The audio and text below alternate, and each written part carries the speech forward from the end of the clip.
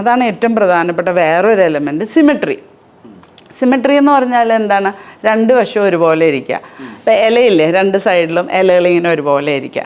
നമ്മളുടെ ഫേസിലെ സിമെട്രി, രണ്ട് സൈഡ് ഏകദേശം ഒരുപോലെ ഇരിക്കുന്നത് നമ്മൾ ജനറ്റിക്കലി നോർമൽ ആണെന്ന് കാണിക്കുന്ന ഒരു പ്രധാനപ്പെട്ട ഒരു സാധനമാണ്. അപ്പോൾ ജന്മന തന്നെ നമുക്ക് എന്തെങ്കിലും അബ്നോർമാലിറ്റി ഉണ്ടെങ്കിൽ നമുക്ക് കുഞ്ഞുങ്ങൾ ഉണ്ടാവാനുള്ള സാധ്യത, ഹെൽത്തി കുഞ്ഞുങ്ങൾ ഉണ്ടാവാനുള്ള സാധ്യത കുറയും. അപ്പോൾ ജനറ്റിക് അബ്നോർമാലിറ്റി ഉണ്ടെങ്കിൽ സിമെട്രി ഉണ്ടാവില്ല.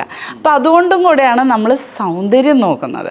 നമ്മൾ അറിഞ്ഞിട്ടല്ല, പക്ഷെ നമ്മൾ പലപ്പോഴും സൗന്ദര്യം നോക്കണം. ഇതൊന്നും തെറ്റല്ല, നമുക്ക് ഉള്ളിൽ നിന്നുള്ള ഇൻസ്റ്റിങ്ക്റ്റാണ്. അപ്പോൾ നമ്മൾ ആളുടെ ക്യാരക്ടറല്ലേ നോക്കണ്ടേ, നിങ്ങൾ എക്സ്റ്റേണൽ ആണോ നോക്കിയിട്ട് പറഞ്ഞിട്ട് കാര്യമില്ല.